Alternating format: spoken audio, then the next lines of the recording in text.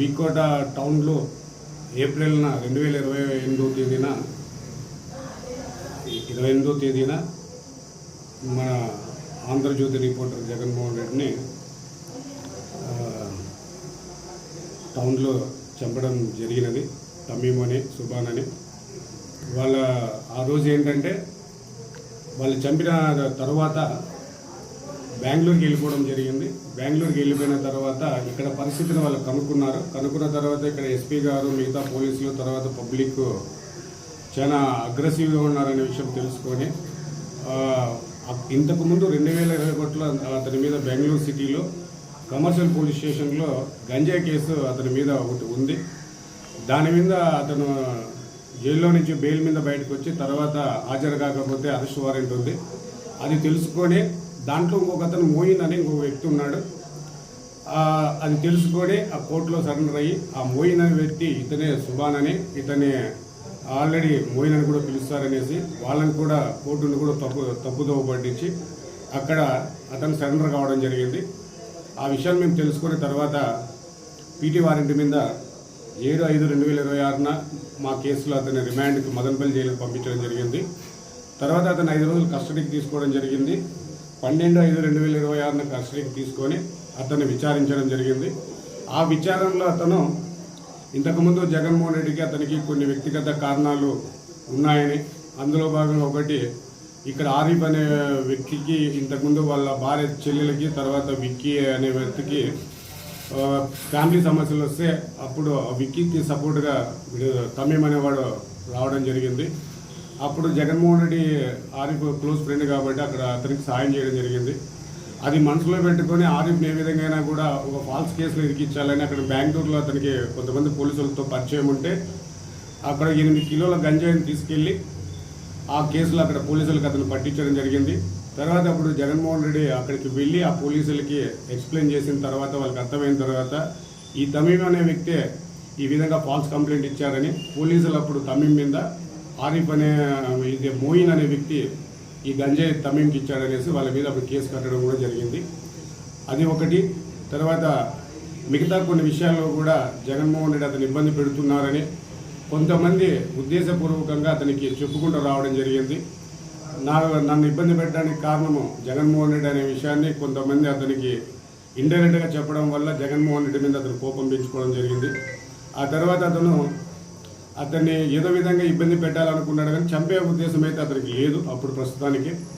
ఆ తర్వాత అలా జరుగుతూ ఉంటే మళ్ళీ ఈ మధ్య కాలంలో కొంతమంది ఇక్కడ ఎవరైతే మామూలుగా సెటిల్మెంట్ చేసుకుంటుంటారో భూముల విషయాలు కావచ్చు లేదంటే మ్యారేజ్ ఫ్యామిలీ సమస్యల విషయాలు చేసుకుంటుంటారో ఆ విషయాల్లో కూడా జగన్మోహన్ రెడ్డి అతని మంచి పరిచయాలు ఉండడం వలన పోలీస్ అధికారులతో కానీ రెవెన్యూ డిపార్ట్మెంట్లో కానీ అతను ఫ్రీగా వాళ్ళకి సర్వీస్ చేయడం వల్ల వాళ్ళకి కొద్దిగా ఇబ్బందిగా కలిగి అది కూడా వాళ్ళు పర్సనల్గా కొద్దిగా మంది తీసుకొని దాంట్లో ముఖ్యంగా శ్రీనివాసులు అనే బీఎస్పీ పార్టీకి సంబంధించిన శ్రీనివాసులు అనే వ్యక్తి అతను ఏదైతే జగన్మోహన్ రెడ్డి మీద ఇంతకుముందు వ్యక్తిగతంగా కోపం ఉందో దాన్ని ఉపయోగించుకొని దాన్ని అతనికి మళ్ళా తిరిగి ఈ విధంగా జరిగింది.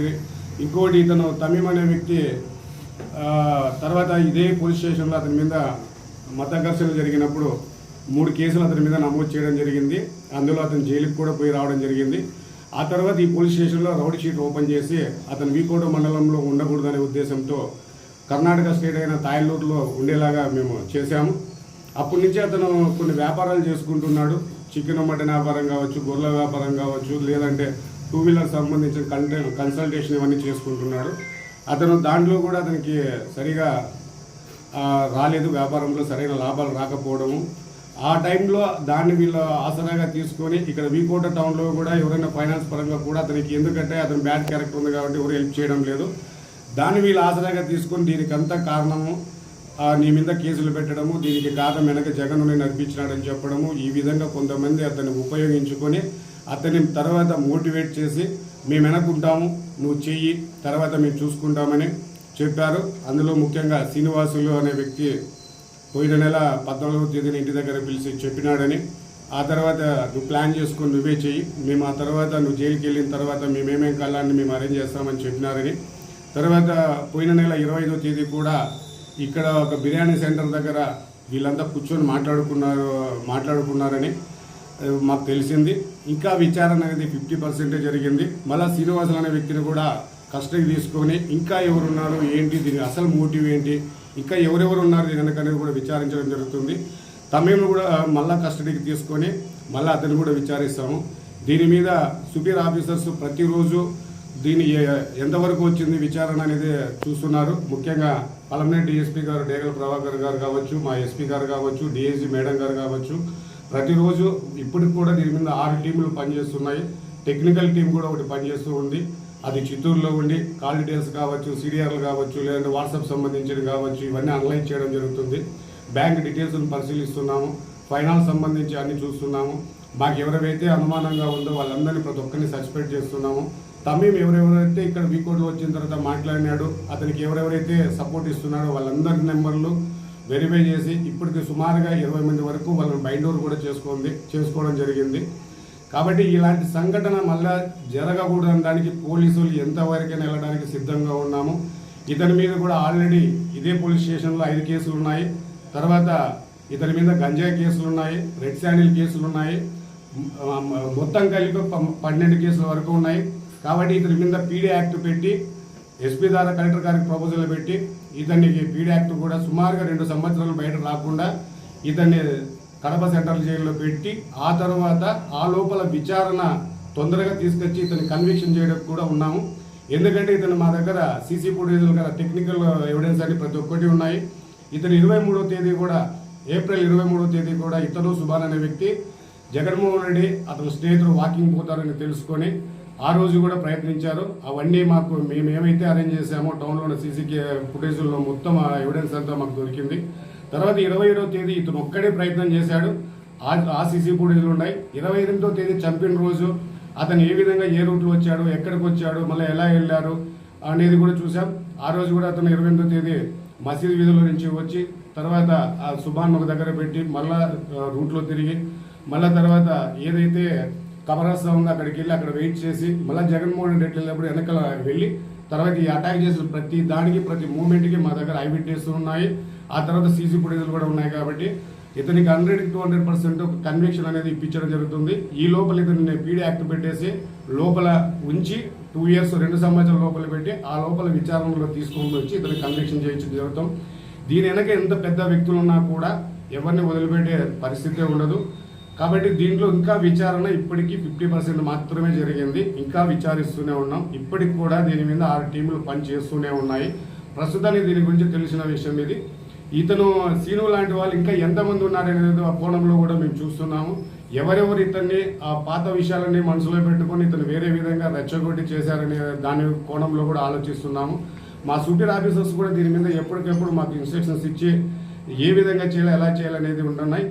కాబట్టి ప్రస్తుతానికి దీంట్లో సంబంధించి ఇంతవరకు ఈ కేసులో పురోగతి సాధించాము. ఇంకా కూడా 50% ఉంది. దీన్ని ఎప్పటికప్పుడు మీకు తెలియపరుస్తుంటాం. ఎందుకంటే ఇది వీకోటగా చరిత్రలోనే తీరని మచ్చ. ఇలాంటి వాళ్ళని ఎవరిని సహించేది లేదు. అతను ఇప్పుడు కూడా ప్రతి కేసులో కూడా అతను ఇప్పుడు కూడా వారెంట్ పెండింగ్ ఉన్నాయి. అలాంటి వ్యక్తికి ఎవరైనా మాట్లాడినా షెల్టర్ ఇచ్చినా మీరున్న వాళ్ళే మీరు ఇబ్బంది పడతారు. ఇప్పుడు కూడా ఒక అబ్బాయి సలీం అనే అబ్బాయి ఇక్కడ సెల్ షాప్ పెట్టుకుని ఉంటాడు. అతను మోటివేట్ చేసి అతను తెలియకోకుండా కూడా అతను కూడా ఈ కేసులోకి రావడం జరిగింది. ఇలాగా ఇంకా ఎంతమంది ఉన్నారో తెలియదు. ప్రతి ఒక్కరిని ఇన్వాల్వ్ అయిన వాళ్ళు ప్రతి ఒక్కరిని వాళ్ళు అమాయకులుగా అంటే అమాయకులనే ఉండదు. తెలిసిన తర్వాత వాళ్ళు వదిలిపెట్టే ప్రసక్తే ఉండదు. కాబట్టి వీకోట ప్రజలు కూడా అతని ఒక్కసారి ఆలోచించుకొని ఇంతకు ముందు అతనికి ఎవరెవరు సెలెక్ట్ ఇచ్చారో అందరిని మీద కూడా మేము బైండ్ ఓవర్ కేసులు పెట్టడం జరుగుతుంది. ఎందుకంటే అలాంటి వ్యక్తిని తెలిసి మీరు అతనికి సహకరించడం మాట్లాడడం చేశారు. కాబట్టి దీంట్లో ప్రతి ఒక్కరిని తీసుకొని రావడం జరుగుతుంది. ఇది అంత తొందరగా వదిలిపెట్టడం, అంత తొందరగా క్లోజ్ చేయము. ఇదే చివరిది కావాలి. ప్రతి ఒక్కరికి భయం రావాలి. పోలీస్ అంటే ఏంటనేది ప్రతి ఒక్కరికి చూపించడం జరుగుతుంది.